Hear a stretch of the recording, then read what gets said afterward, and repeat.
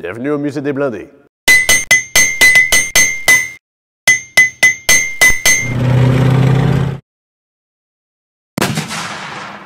Aujourd'hui, nous partons au bord de la Méditerranée avec l'engin qui est derrière moi, qui est le FCM-36.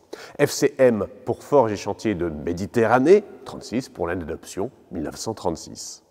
Ce petit véhicule, qui pèse déjà 12 tonnes et demie, est un engin d'accompagnement de l'infanterie. Il correspond aux besoins émis en 1933 d'un successeur au Renault FT de la Première Guerre mondiale.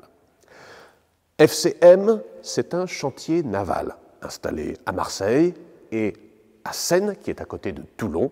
C'est là que le FCM-36 sera produit. Il a des caractéristiques extrêmement modernes pour son époque. La première caractéristique très moderne, c'est le fait qu'il soit soudé. Au milieu des années 30, la minorité des chars construits dans le monde a de la soudure. Là, on est au top de la technologie. Cette technique de soudure permet des angles dans tous les sens. Le FCM-36 est l'un des chars avec le plus d'angles de toute l'histoire des chars d'assaut. Augmenter les angles, ça fait deux choses. Ça permet d'augmenter la chance de ricochet et ça permet aussi d'augmenter l'épaisseur du blindage. Si vous avez un blindage à 90 degrés et que là ça perce, eh bien si vous anglez le blindage, là ça ne perce plus, on a augmenté l'épaisseur juste en inclinant le blindage. Et de l'épaisseur, il y en a. On le voit très bien ici, le blindage frontal atteint 4 cm d'épaisseur. C'est considérable pour l'époque. Le meilleur des chars d'assaut allemands qui nous attaque en 1940, le Panzer III, a un blindage frontal qui, à l'époque, n'atteint que 3 cm d'épaisseur.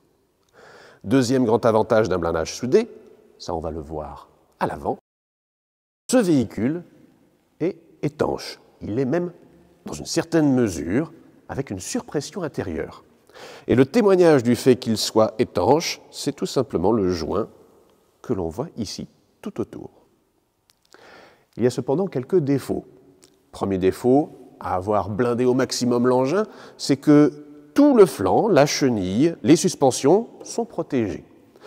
Et à ce moment, le souci, c'est la boue qui risque tout simplement de bouchonner à l'intérieur du couloir qui est ici. Ce sera l'un des plus grands défauts du FCM-36. Un autre défaut concerne l'armement. On a deux armes en tourelle, une mitrailleuse et un canon.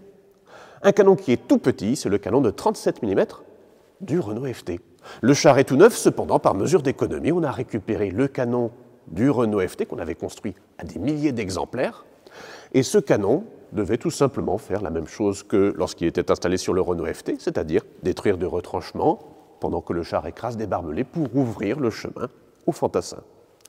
Cependant, une fois qu'on a voulu mettre un canon plus puissant, il s'est avéré que les soudures de l'avant de la tourelle n'arrivaient pas à tenir le choc. Elles n'étaient pas prévues pour, et il y avait encore des faiblesses dans la technique de la soudure mise en place chez FCM.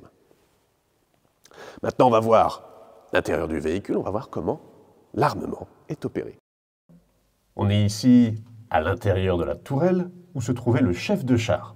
Le chef de char est aussi le tireur du canon, dont la culasse est juste ici, et de la mitrailleuse qui était placée là. Vous avez ici la garde qui protège le visage du tireur. Il positionne son épaule juste ici, une main là, une main sur la crosse, et on tire. Le chef, pour faire tourner la tourelle, a la manivelle qui est ici à sa disposition. Elle est juste devant lui.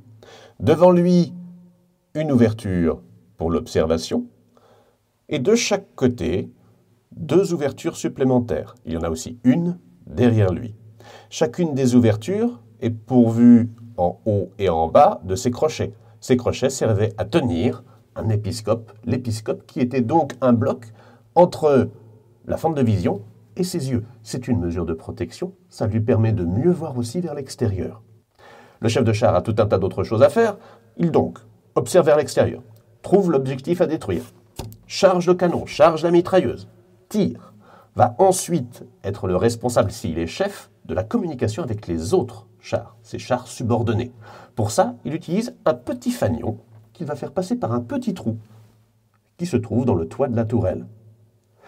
Et enfin, son devoir est aussi de guider son pilote qui ne voit pas grand-chose. On va voir maintenant le poste de pilotage. Je suis maintenant dans le compartiment de combat, dans la caisse du véhicule. Devant moi, le pilote. Vous avez ici le dossier. De part et d'autre, ce sont les bandes qui permettent de diriger l'appareil. Ici, le levier de vitesse. Derrière le dos du pilote se trouvent les jambes du chef de char. Le chef, lui, est assis sur une sorte de sangle accrochée de chaque côté à l'intérieur de la tourelle. À leur gauche et à leur droite, les munitions. Vous avez 102 obus pour le canon et 20 chargeurs de mitrailleuses.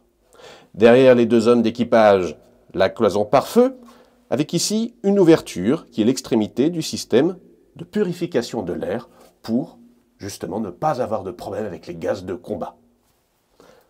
Derrière la cloison pare-feu, le moteur. On va parler du moteur. Ici, l'une des prises d'air pour le moteur, qui sert aussi de prise d'air pour le système de filtration contre les gaz de combat, air qui est ensuite, après être purifié, mis sous pression à l'intérieur de la chambre de combat. Le moteur est un moteur diesel, 91 chevaux. Il est alimenté par 217 litres de diesel, qui permet au FCM de faire jusqu'à 225 km. Ça pourrait paraître peu aujourd'hui, mais c'est considérable à l'époque. C'est bien plus que le fameux Panzer III, le meilleur char d'assaut allemand du début de la Deuxième Guerre mondiale. Nous avons une chance immense ici au Musée des Blindés. Sur les 100 FCM-36 qui ont été construits, il n'en reste qu'un seul, c'est celui qui est ici, devant vous.